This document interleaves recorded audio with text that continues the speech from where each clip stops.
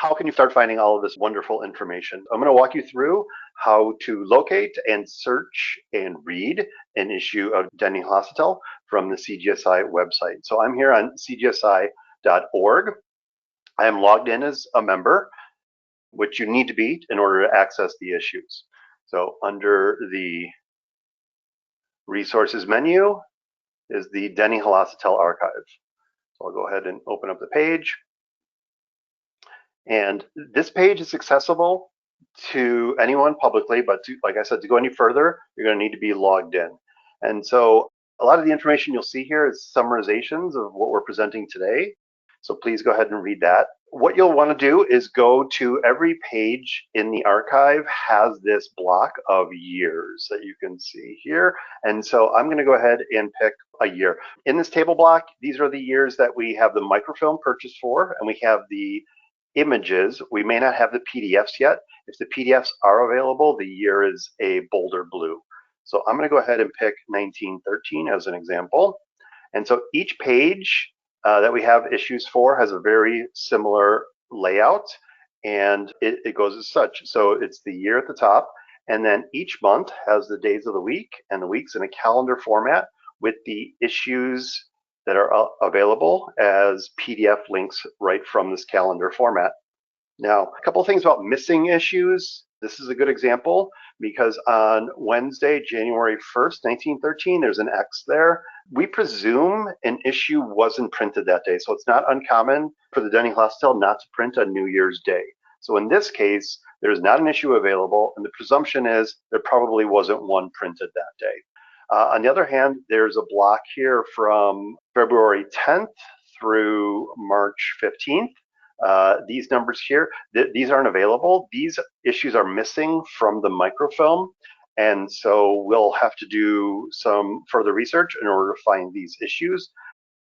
And that's one of the things that if you want to volunteer with our project, that we would love people to do is have a team to locate missing issues. So we want to make this archive as complete as possible. The issues are laid out in a calendar format.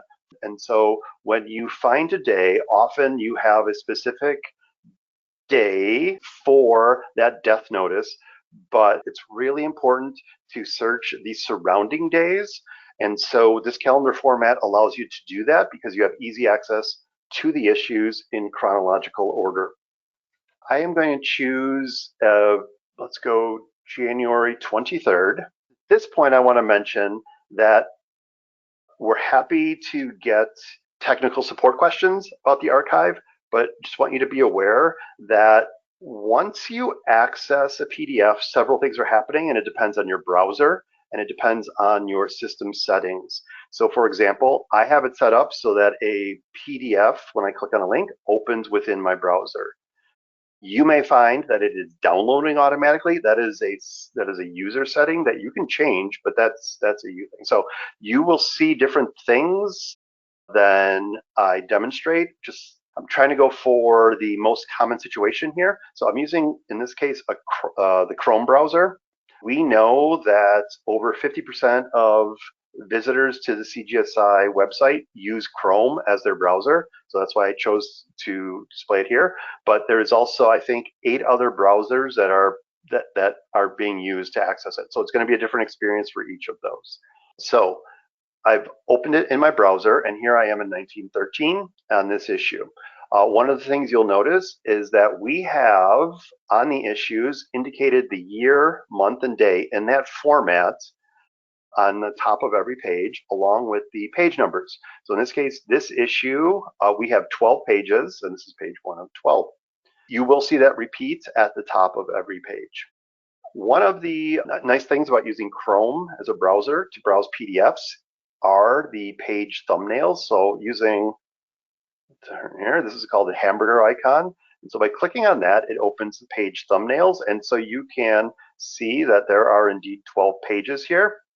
And what's nice about that is obituary death notices are typically on page 3. So I can come right to page 3 here.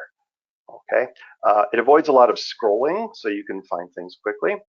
Another nice feature of looking at PDFs in a browser is the fit to screen option, which in Chrome is right here, is this one. And so if I click that, it fits the page top to bottom within my screen. And so I can see that here. And so I can see the death notices here on page 3, and I'll be able to find it here.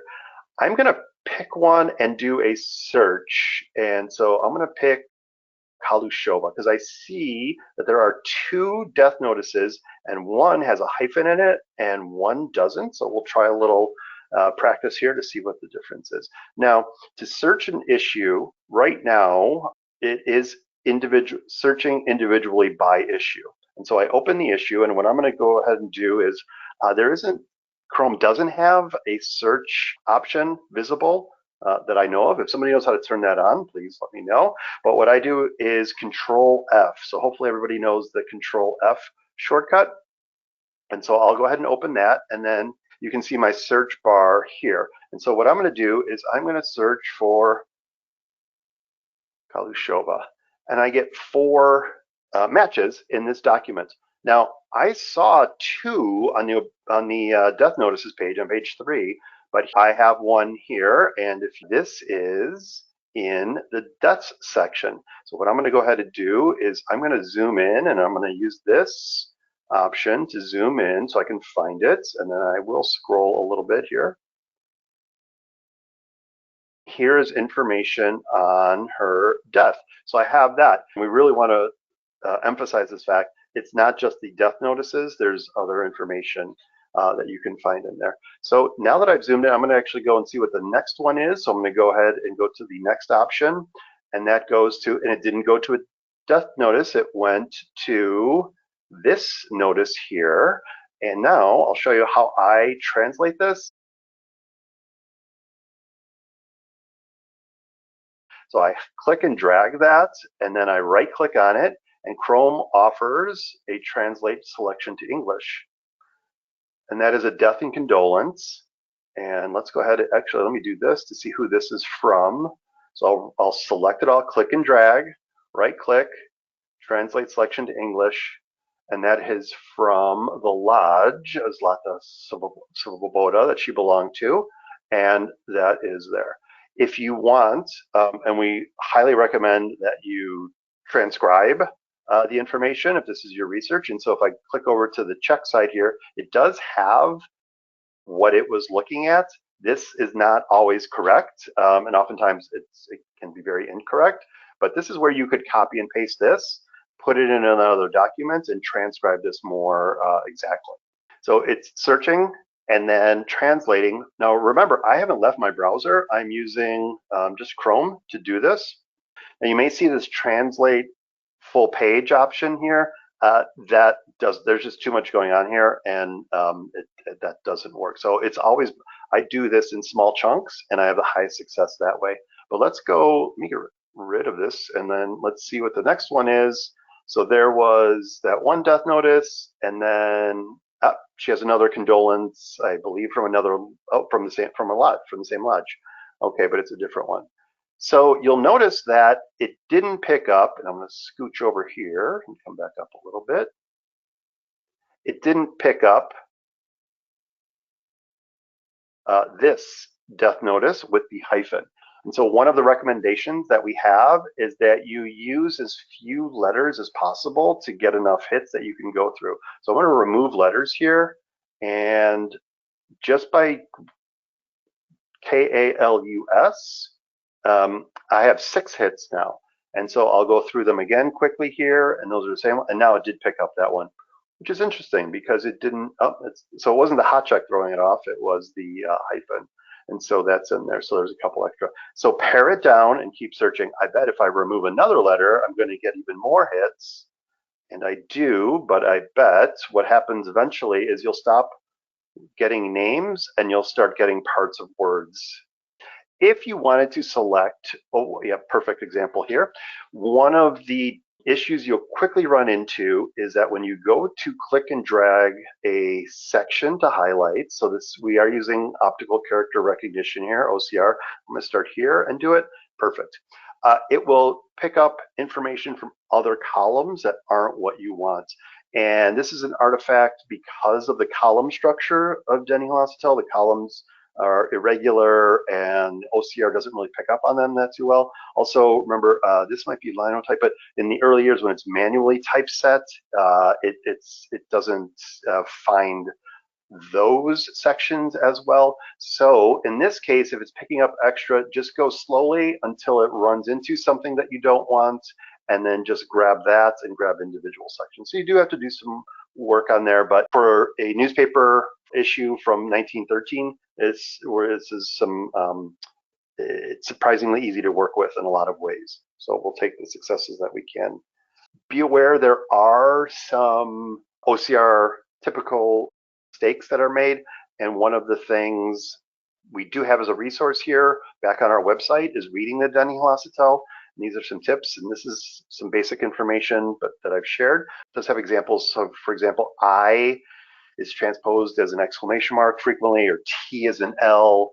So you'll get those errors in there. And so, of course, if you're doing research, you'll always need to check, and you'll need to do some manual transcription and transcribing. Coming back to the issue, you find something, and it's important to your research to have the highest quality available. This is a 300 DPI. Can request a 600 DPI version. It might be better in some cases, so for an image quality or maybe the text. So what you can request is a higher resolution version, and we can send that to you, and then you would be able to manipulate that. And so if you want to manipulate them to make them lighter, darker, what you need to do, that is something you can do. If you follow the CGSI terms of use, that's on our website, you can do that. What's nice about doing this in the browser versus downloading them to your computer is that I can easily use the back button of the browser. And I was in January 23rd. I might want to go back to the 22nd or even further back, or search the following couple of days. I could go to 1 year from now. At the bottom of every page is the table of years. I go to the next year and look for that remembrance. That might be 1 year out. That's how we search. I would love if you have search tips, things you find that work or don't work, if you let us know. And we would love to hear how you're using it and your discoveries, and then also any tips you have to make it